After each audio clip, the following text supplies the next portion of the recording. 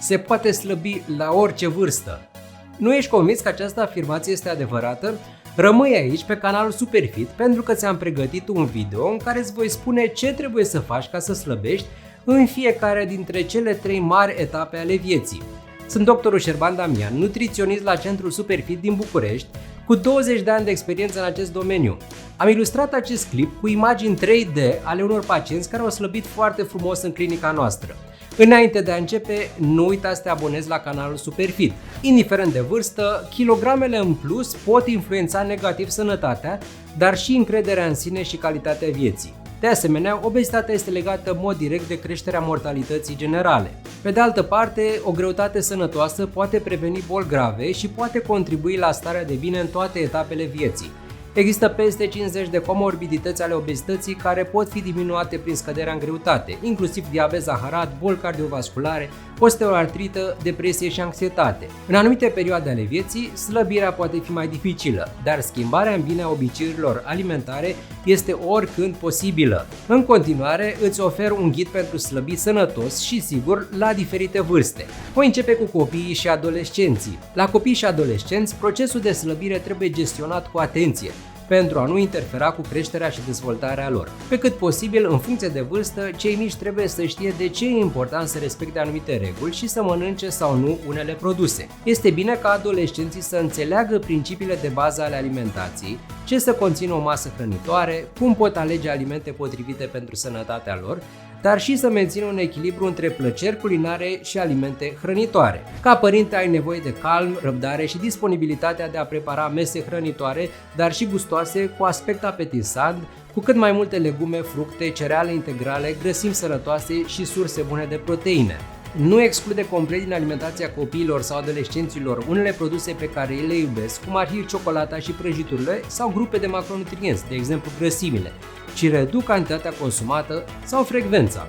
Mersul la cumpărături poate fi un moment bun pentru a discuta cu copiii despre alegerea unor alimente în detrimentul altora.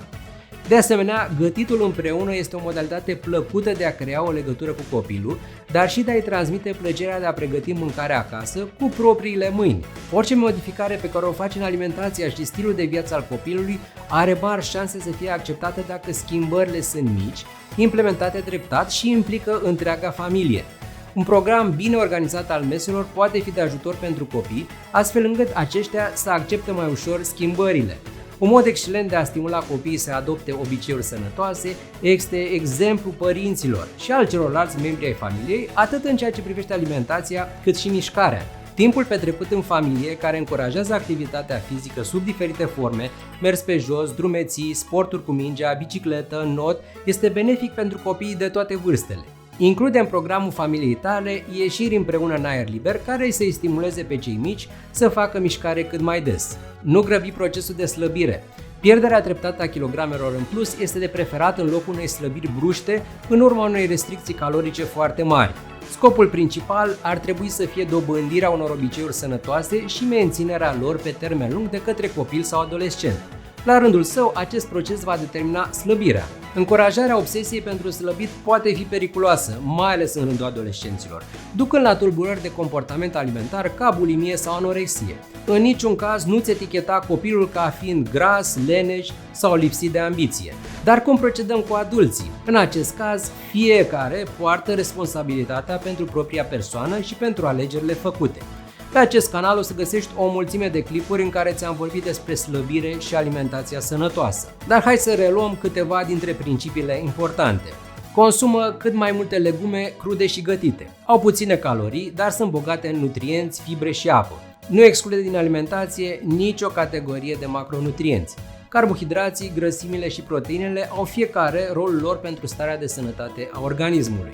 Evită mâncatul emoțional și exersează să te ghidezi după semnalele corpului de foame și sațietate pentru a începe să mănânci, respectiv a te opri din mâncat. Acordă atenție alimentelor din farfurie și nu sta cu ochii pe telefon sau la televizor când iei masa. Adoptă principiile mâncatului intuitiv, despre care am vorbit în acest clip. Te vor ajuta să-ți echilibrezi alimentația. Include proteine la fiecare masă. Acestea contribuie la senzația de sațietate și sunt esențiale pentru o bună funcționare a organismului. Ai grijă la caloriile lichide. Sucurile, alcoolul și cocktailurile sunt adesea neglijate ca aport caloric, dar se adună. Hidratează mai ales cu apă, apă infuzată cu fructe, ceaiuri neîndulcite. Limitează consumul de alimente semi-preparate sau foarte procesate. Mezerurile, covrigii, produsele de patiserie și dulciurile din supermarket au de obicei un număr mare de calorii, dar puțin nutrienți. Include mișcarea în programul zilnic. Pe lângă formele organizate de activitate fizică, bicicletă, sală, alergat, înot, alege să mergi mai mult pe jos, să urci scările sau să ieși la plimbare. Reduci stresul și odihnește-te bine. Există o legătură directă între somnul insuficient, adică sub 7 ore pe noapte la adulți, și obezitate. Oboseala te împinge să mănânci mai mult, în special alimente bogate caloric, bogate în grăsimi și carbohidrați. Informează-te din surse de calitate, video sau tipărite, și apelează la specialiști cu studii superioare dacă nu te descurci singur. Iar acum să vorbim și despre seniori. Există credința că devine tot mai greu să slăbești pe măsură ce înaintezi în vârstă, iar la bătrânețe nu mai poți fi în formă din cauza problemelor de sănătate frecvente și a metabolismului lent. Un studiu de la finalul anului 2020 a demonstrat însă că acest lucru nu este adevărat și a arătat că pacienții obezi de peste 60 de ani pot pierde o greutate similară cu cei mai tineri, apelând doar la schimbări ale stilului de viață.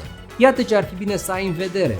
Ajustează porțiile de mâncare. Pierderea de masă musculară care are loc de obicei la bătrânețe se traduce și printr-un necesar caloric mai redus. Învață să-ți gestionezi emoțiile și evită mâncatul pe fond de stres. Schimbările majore care intervin în stilul de viață, de exemplu mutarea copiilor, pensionarea, dispariția unor persoane apropiate, pot fi surse de anxietate și neliniște.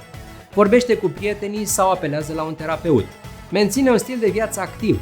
Chiar dacă nu mai poți face efort fizic susținut de intensitate ridicată, apelează la plimbări, mers pe bicicletă, stretching, yoga, exerciții ușoare cu greutăți.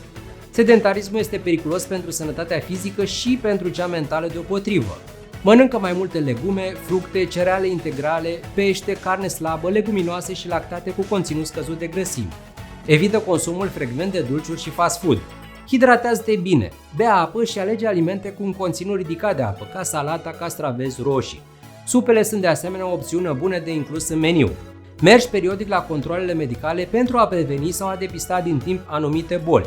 În orice etapă a vieții te afli, specialiștii în nutriție te pot ajuta să ajungi la greutatea optimă și, mai important, să o menții pe termen lung. Așadar, apelează cu încredere la un specialist pentru a primi recomandări personalizate și sigure pentru slăbit, care să nu spună în pericol sănătatea. La Centrul Superfit te susținem să fii în formă și să te simți bine în pielea ta, indiferent de vârstă.